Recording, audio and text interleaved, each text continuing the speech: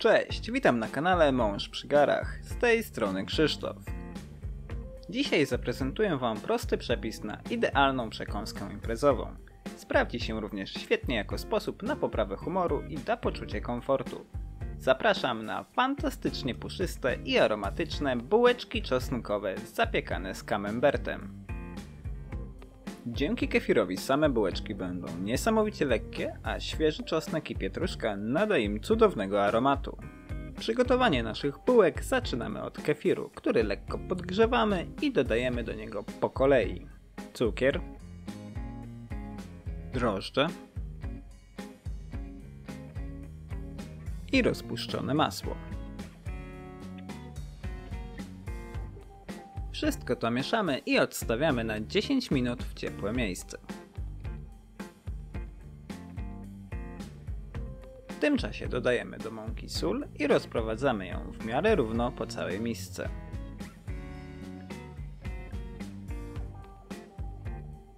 Następnie wlewamy nasz zaczyn i mieszamy wszystko drewnianą łyżką.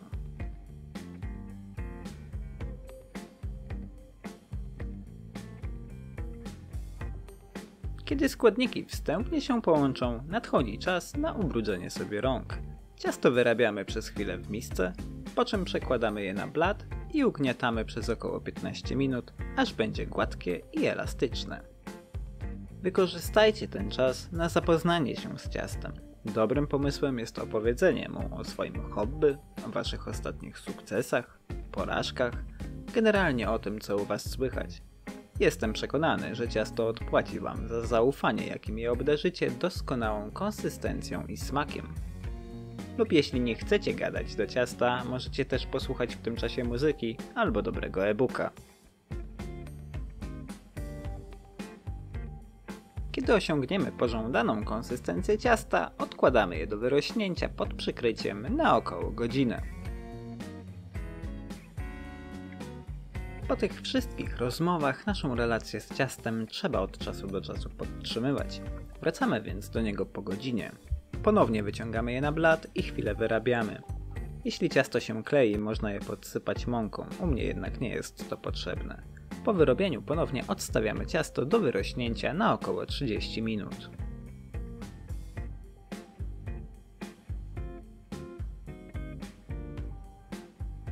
W tym czasie możemy przygotować nasze nadzienie do bułeczek. Najpierw bardzo drobno siekamy pietruszkę.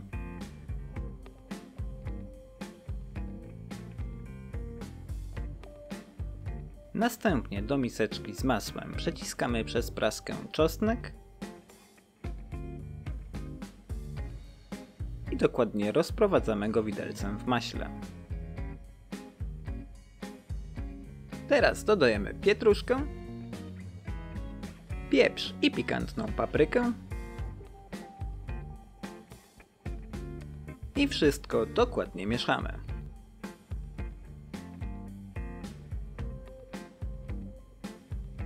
Po 30 minutach zaczynamy formować nasze ciasto. Na początku rozgniatamy je delikatnie od środka ku brzegom i staramy się je formować w dużych rozmiarów prostokąt. Po lekkim rozgnieceniu możemy ciasto delikatnie rozwałkować w obie strony. Chcemy uzyskać ciasto o grubości mniej więcej 1, może 1,5 cm. Nie powinno być to problemem, ponieważ ciasto jest elastyczne i bardzo przyjemne do kształtowania. Na końcu wyrównujemy krawędzie ciasta.